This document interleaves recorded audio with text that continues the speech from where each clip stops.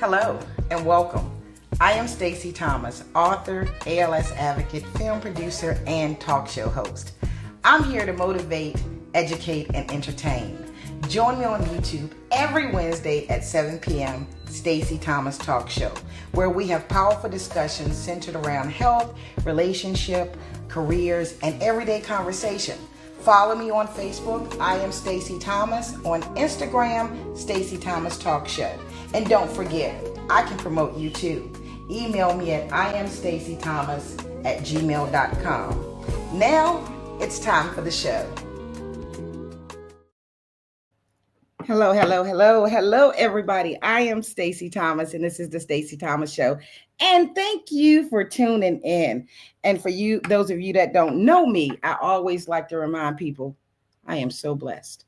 I am so blessed with this platform. And tonight, someone that I met years ago, but I see her on social media. I see what she's doing for authors. I see people interviewing her, and I said, you know what, Stacey, see if she'll come on your platform.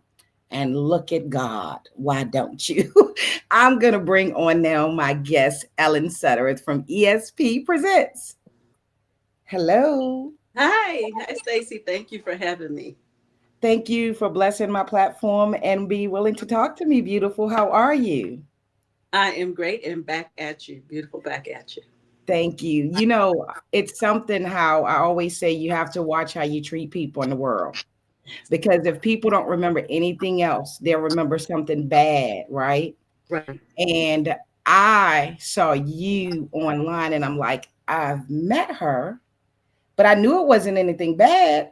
I said, I've met her. And then you say you remember me, I believe. Yes. So back to what I said, watch how you treat people because down the road, you never know when you may need them or meet up with them again. So thank you for coming on. You are so welcome. I'm glad you mentioned that, Stacey, because it was like, a memory jar for me. And I was like, what? And then I realized, and I must tell you this as well. Thank you, because when you met me, you came to my beginning. That was the beginning of me starting ESP Presents and the beginning of everything. So I thank you for being there for my beginning. Wow, got me feeling special. Miss Ellen, you've got two things about you that have caught my attention.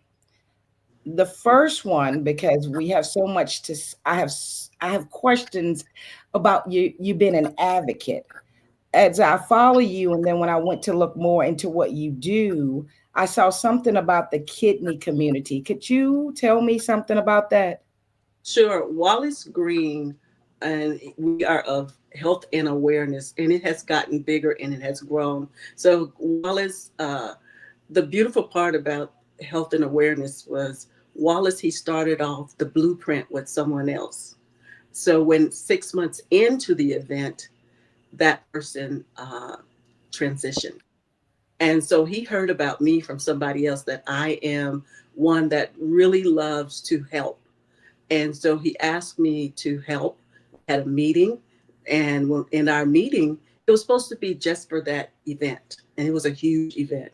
And that one event became 12 years, now 13.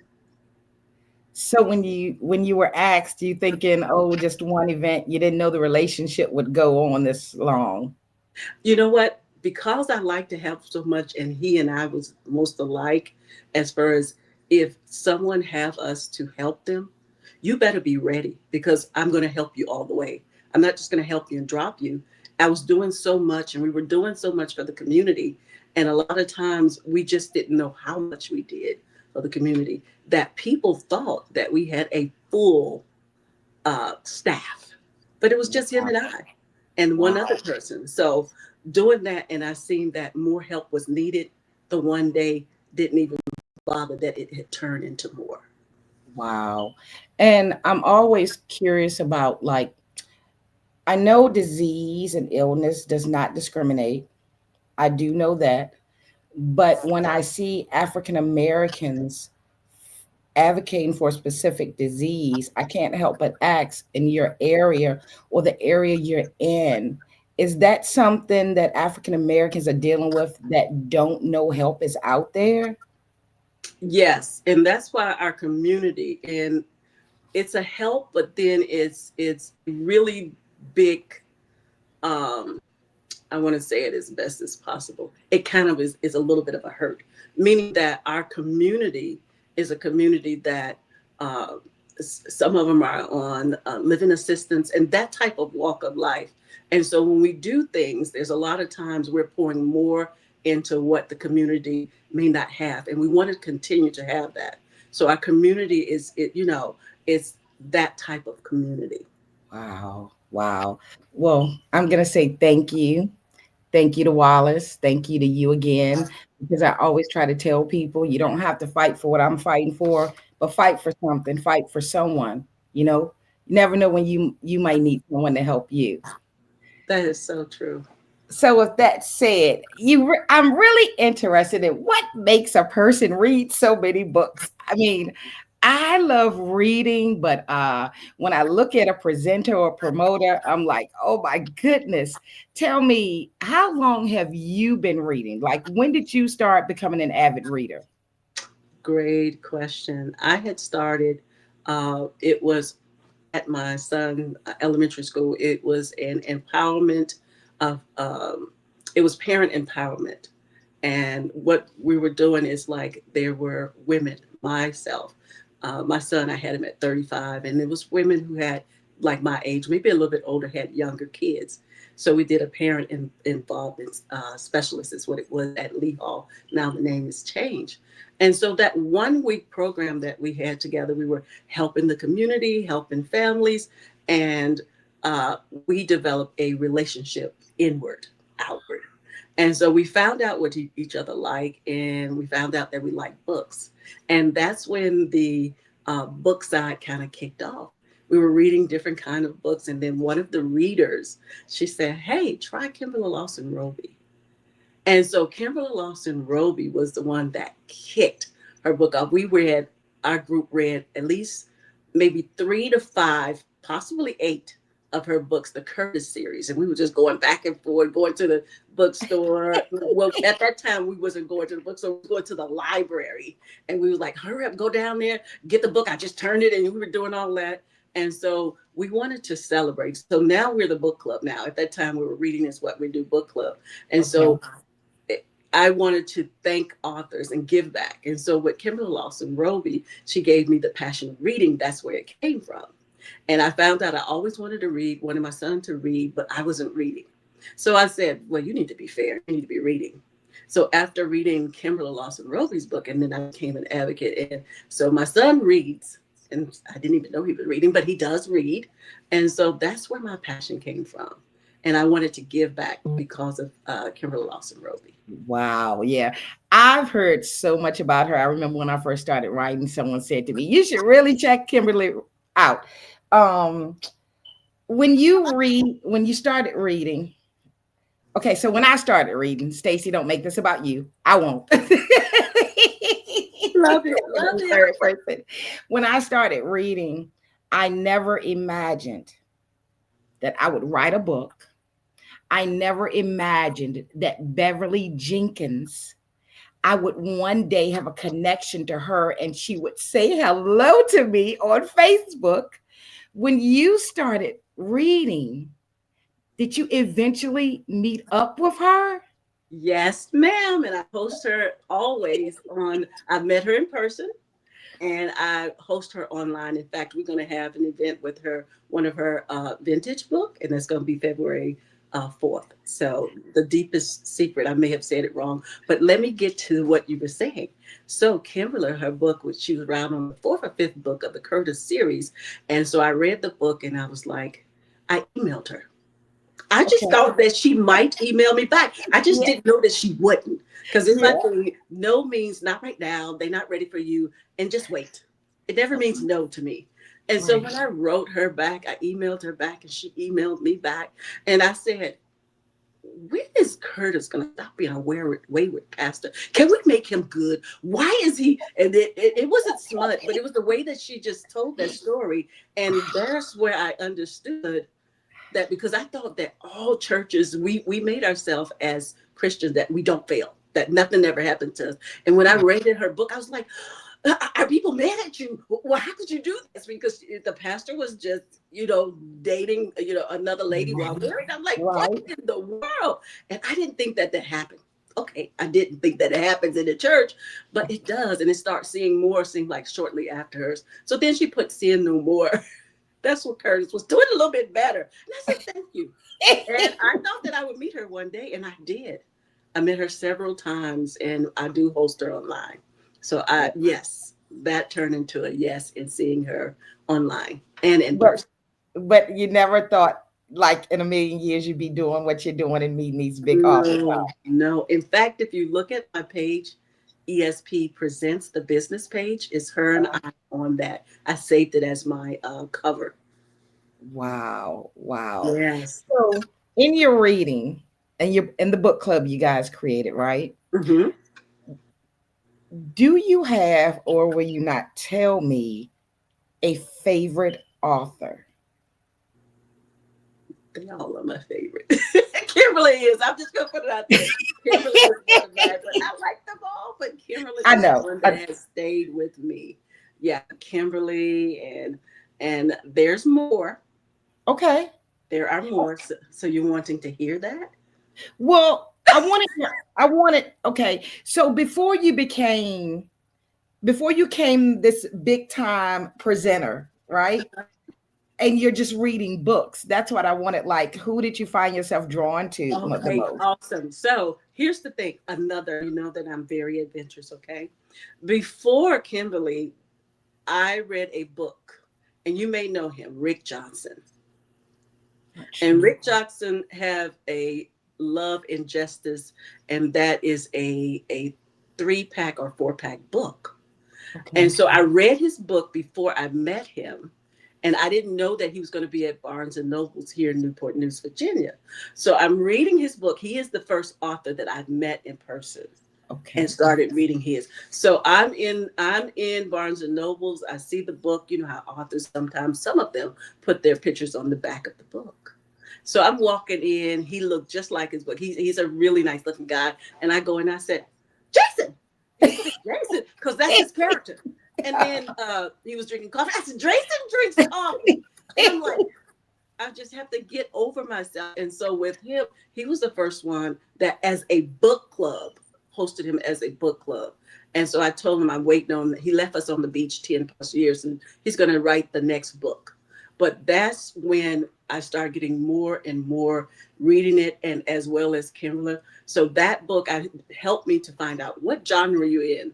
And so that's what keep me going, knowing the genre that I'm in, and that was that taste. And then Kimberly just kind of lunged the rest of it, so I just full-fledged became a 15 plus years, maybe more, diehard reader. Wow. So then we have ESP starts. ESP presents. You're meeting authors, you got the book club, but what in the world made Ellen believe that she could be this big presenter planning these events and with these authors? Okay, here it goes back to Rick. Rick Johnson, ESP Presents, came from Rick Johnson, Ellen Sudderth, event planner. So he said, I believe you're going to be somewhere. You could possibly be on Oprah. You can sell water to a whale. And so I kept going with that energy. And so then my first debut event of the ESP business was with New York Times bestseller Omar Tyree. So Your I your opened your first event? my first event. How did that happen? An email? No. So the here we go.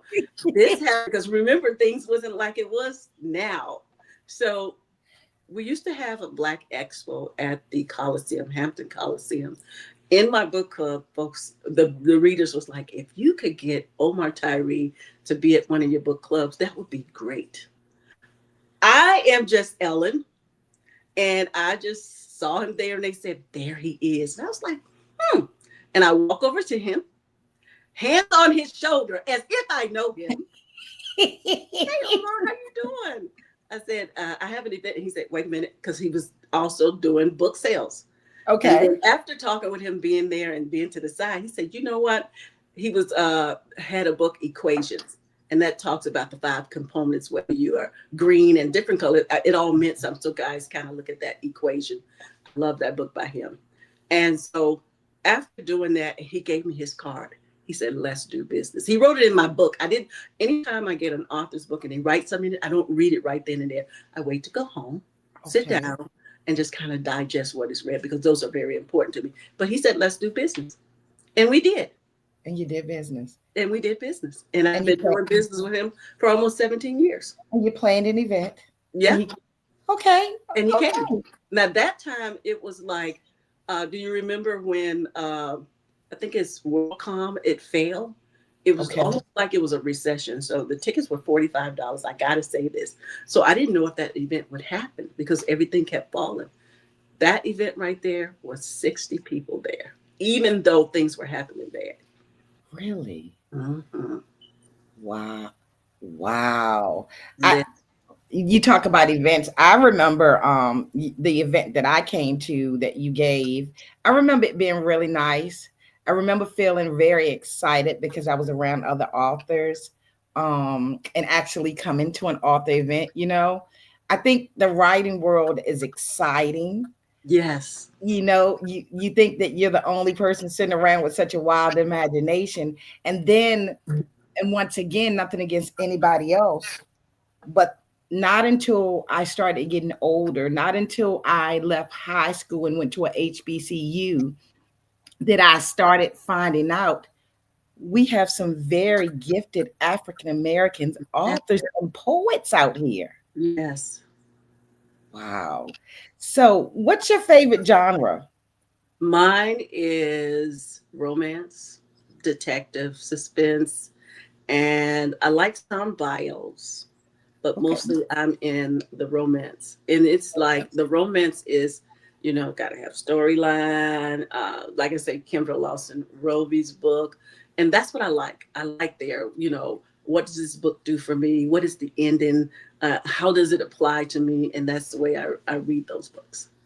So now that you said those things that apply to you when you're reading books, as a presenter, first, for those that are watching, this is Ellen Sudderth, ESP Presents.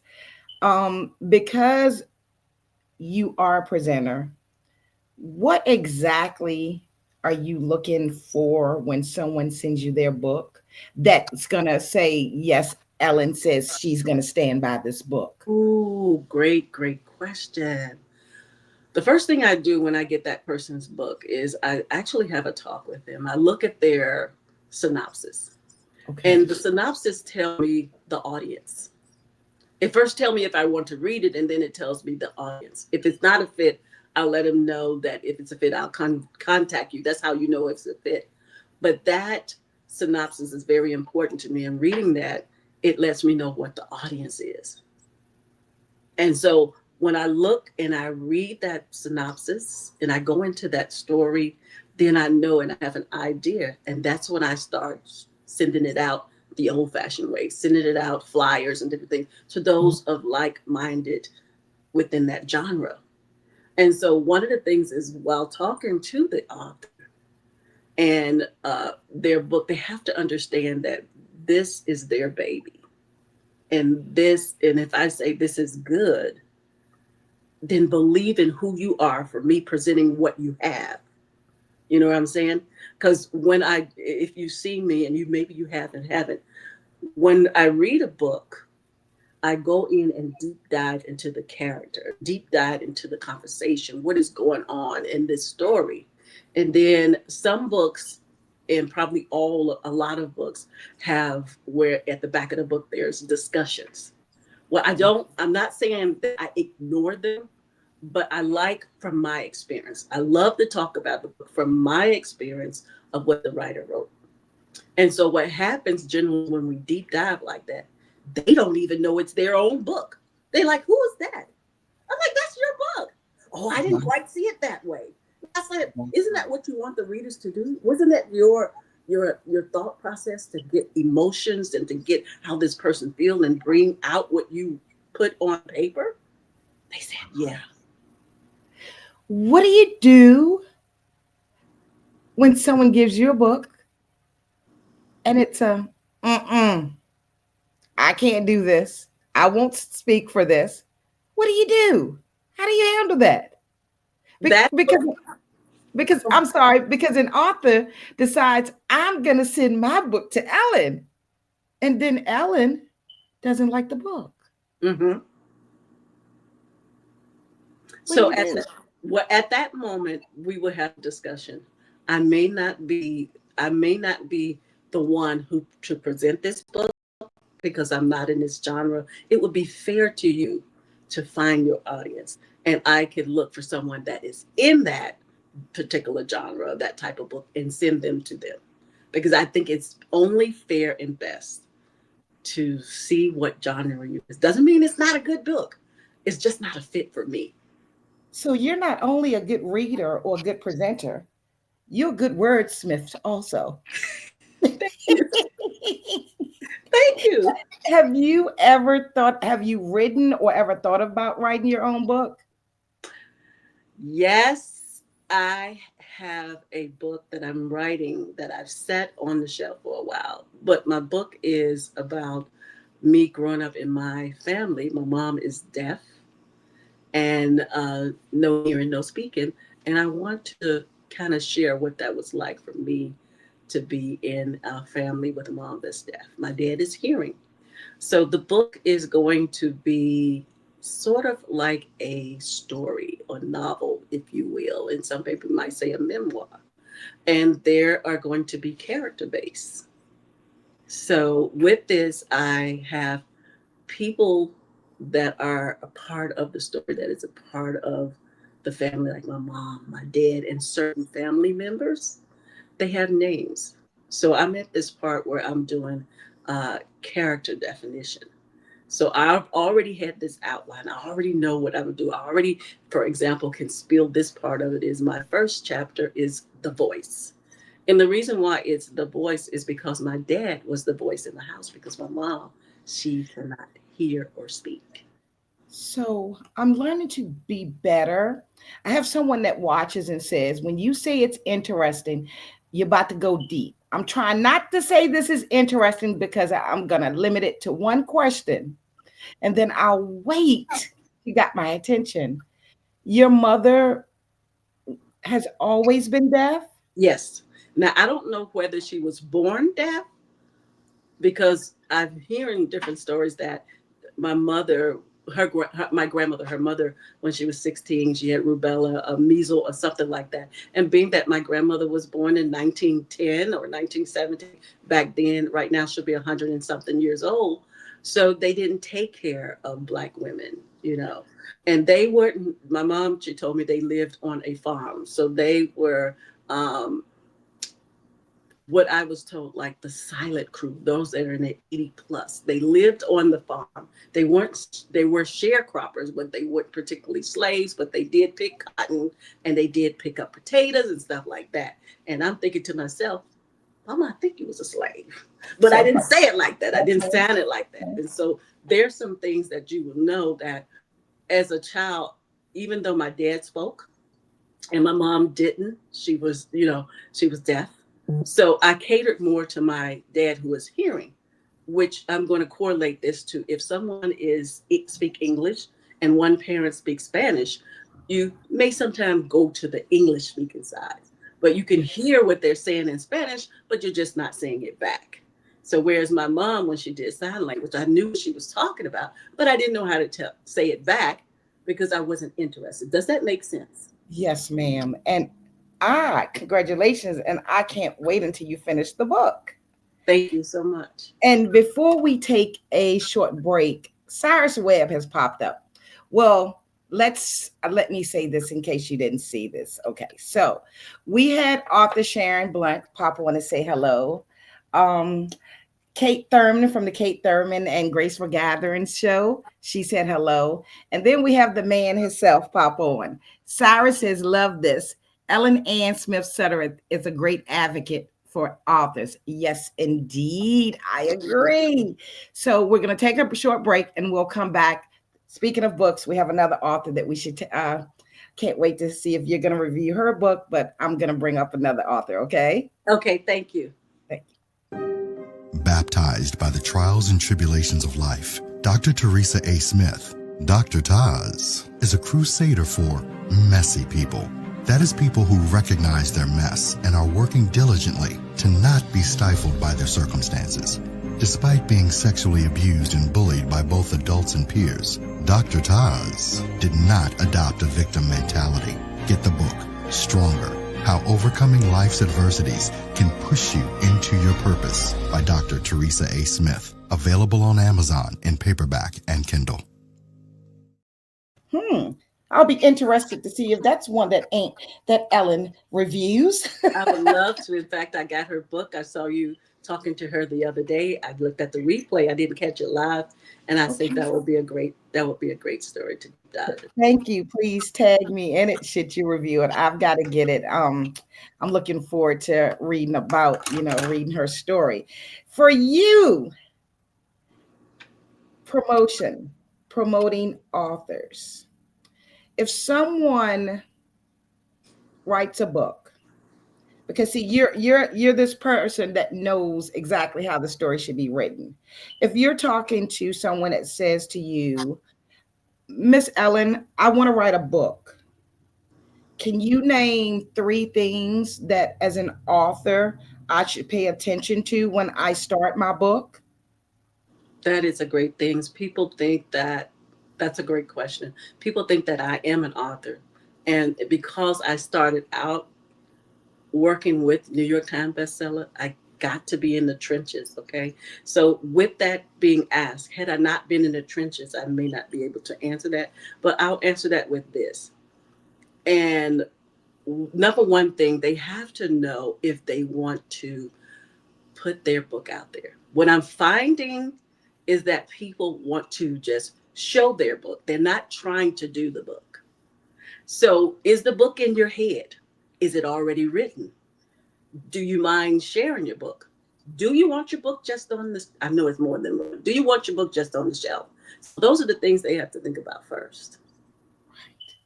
Right. And when people, I had to learn this the hard way, editors, there's a difference between a editor that's just looking for grammar and an editor for a book, correct?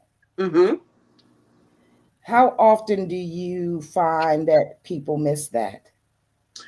As being a reader, and that's not in my total wheelhouse, but from seeing that, what happens is that they just want the book to be written and they're not thinking about it.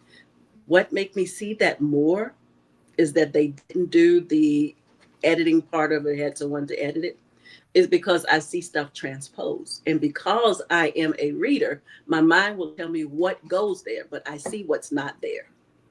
Okay. So somebody could be, start their story out and the person is in the car, for example, and they never entered the house yet. Now the person is in the house. So how did he get from the car to the house? He was not in the house. When did he get there? So stuff like that, you need to have someone to edit and to see those different things transposing. Yes, ma'am. Wow. So, why, as an author, should I contact ESP Presents? What is it that exactly that ESP does? And who's this Ellen? What is Ellen going to do for me? One of the things is I am going to be passionate with your work. We are definitely like, if you are a new writer, for example, we hone in and we thrive on those who are new writers. I don't care if it's a manuscript, I don't care if they just got the book today. So the main thing is, you as an author, why should you go to Ellen? Because Ellen is going to tender your book as if it was her own. She's going to make sure that you see what your baby is doing. She's going to make sure that you get the right audience. She is going to make sure that you don't overlook your baby and give it the right birth, the right place to be, and the right readers. I agree with the person that said you could sell water. Great elevator pitch. Great. Great. I love the way you sell yourself. Ellen, is there anything before we get to how people can find you, follow you, reach out to you? Is there anything, because you're just so interested when it comes to this book world thing, that I didn't ask you that we need to know? Well, as far as reading or an author that may be looking, like I say, the young writers, I want to go back with that Okay. to really be sure that you get in with readership. We haven't talked about that. It is so important to have readership. That way you have community. You do not want to be alone. Don't be a lone writer author. You need to have that community because quite a bit I've seen where people try to do it on their own, spend more money doing less when they should have paid for what they needed to get it done. So that's one of the things I wanted to talk about. Wow. So if a book comes to you and you see potential, will you give advice? Will you tell them, well, go back, let's try this, and then come back? I would tell them to, because I know people who are book coach, and Okay. I would just send them that way. I would say, hey, this person does book coaching. It is worth it. It is worth knowing. I know you wrote your story, but there are some things that someone that it has been there before can make sure that you get where you need to be. Okay. Okay. Hmm. Any shout outs for top selling authors that you've been working with or anything? Yes, we will say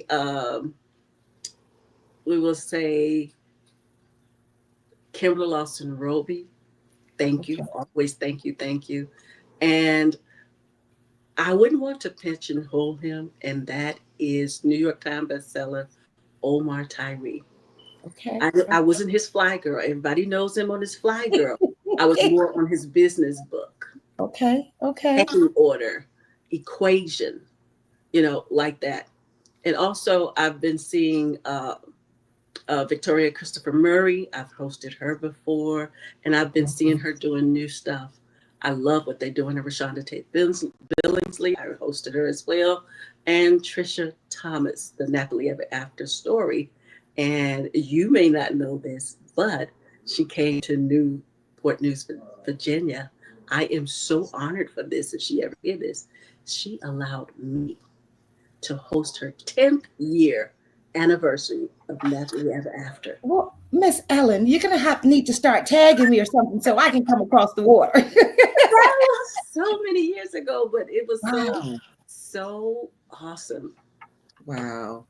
So Hmm. tell us, beautiful, how can we follow you? How can we reach out to you? And if there's something different that a new author needs to do, please let us know. Okay, so they can reach out to me, ESP Presents, on all social medias. That's ESP Presents.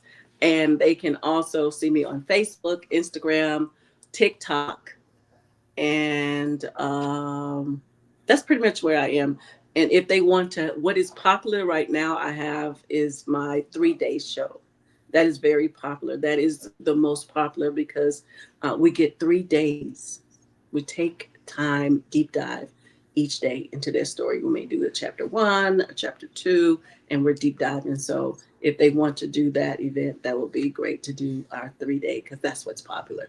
And I do have one that is a 30 minute, and I do the shout out, scout out, which is a free three to 5 minutes. But those other ones, and then the $75, it's not deep diving into the 3 day. That's why they say I rather do the deep dive into the 3 day. Yes.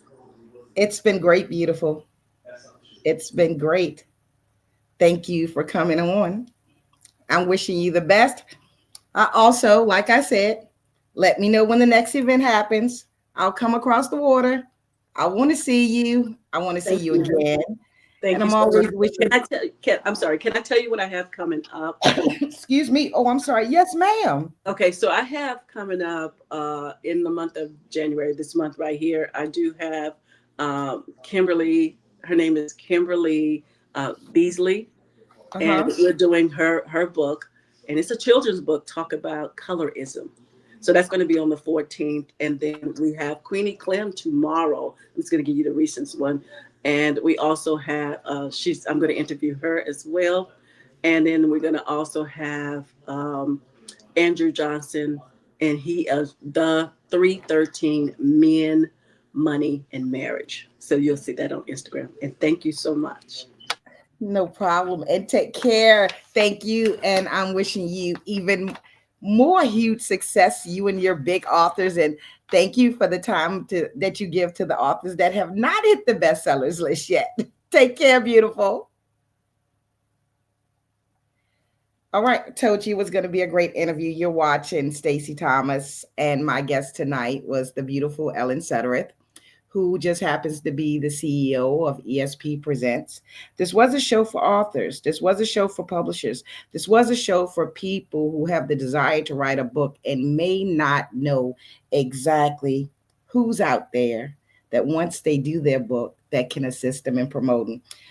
As always, don't stress too much about yesterday. Don't worry too much about tomorrow because you just might miss living today. And don't forget, follow my guests. She told you Instagram, YouTube, LinkedIn, Facebook, ESP Presents. Thank you and have a great night. Want to be heard? Get featured on The Stacey Thomas Show. Join Stacey for conversations on entertainment, books, and entrepreneurship. Don't miss out. Elevate your brand today. Book your interview now. Email staceythomas@gmail.com.